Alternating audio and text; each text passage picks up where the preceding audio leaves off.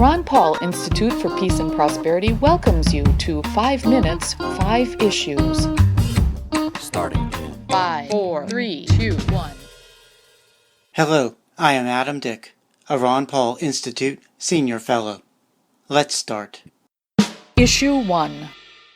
Interviewed last week by Chuck Todd at MSNBC, Libertarian Party Vice Presidential nominee Bill Weld said some positive things about the Libertarian presidential nominee. But Weld also commented that he thinks very highly of Democratic presidential nominee Hillary Clinton, and declared, "I'm not sure anybody's more qualified than Hillary Clinton to be President of the United States." Weld also says in the interview that the value of his candidacy is that it provides him with a platform to help the country focus on the weakness of the candidacy of Republican presidential nominee Donald Trump. I suppose many of the delegates who voted for Weld at the Libertarian National Convention a few months back hoped he would use the platform for another purpose, to promote libertarian ideas and criticize Trump and Clinton when their proposals conflict with those ideas. Issue 2.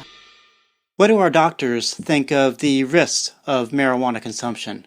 Christopher Ingram reported Wednesday at the Washington Post on survey answers of 233 primary care physicians concerning their levels of worry about 9 patient behaviors or conditions, including marijuana use. The doctors rated marijuana on average in a tie for least worrisome. Here are the things doctors found more worrisome, listed in order of ascending worry they cause: firearms at home, obesity, alcohol use, depression, tobacco use, sex with a prostitute, and riding a motorcycle without a helmet. Issue 3. The investigation of Hillary Clinton's handling of confidential government information while she was Secretary of State looks even fishier, with the disclosure that the U.S. Justice Department destroyed computers of Clinton aides.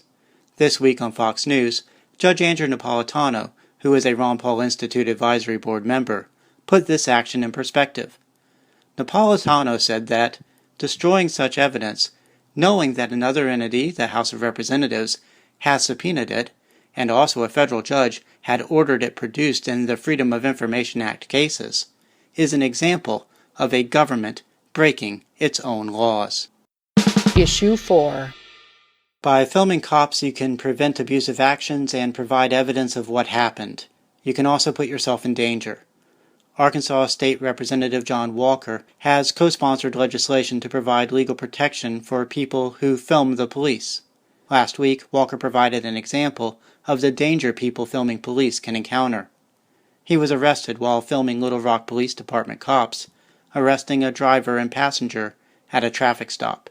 The next day, the police department dropped charges against Walker and even apologized to him in writing. Things turned out worse for Ramsey Orta, who in 2014 filmed New York City cops' actions on a Staten Island sidewalk that killed Eric Gardner. Orta's much-viewed video increased awareness of killings by police. Orta was sentenced Monday to 4 years in prison for weapons and drug law violations. Orta and his lawyer have argued that police had targeted Orta in retaliation for his filming. Issue 5. In the September 8th episode of 5 Minutes 5 Issues, I talked about the U.S. Drug Enforcement Administration's plan to place Kratom in Schedule 1 of the Controlled Substances Act by the end of last month. Kratom is still not listed, but the DEA says the ban is still in the works. Stephen Nelson, in a September 30th U.S. News & World Report article, quotes a DEA spokesman as saying, "We're not going to drag our feet very long on scheduling Kratom." The DEA scheduling plan has been met with significant opposition, including a protest outside the White House. There has also been dissent from U.S. House and Senate members, who have written to DEA Acting Administrator Chuck Rosenberg in opposition to the DEA's planned quick listing of Kratom. That's a wrap. Transcripts of 5 Minutes 5 Issues episodes, including links to related information, are at the Ron Paul Institute blog.